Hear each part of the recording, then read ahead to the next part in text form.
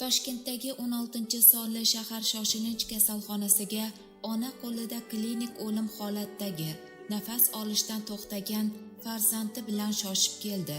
Shifokorlar tezkorlik bilan bolaga yordam ko'rsatishdi va uning hayoti saqlab qolindi. Shifokorlarimiz omon bo'lishsin.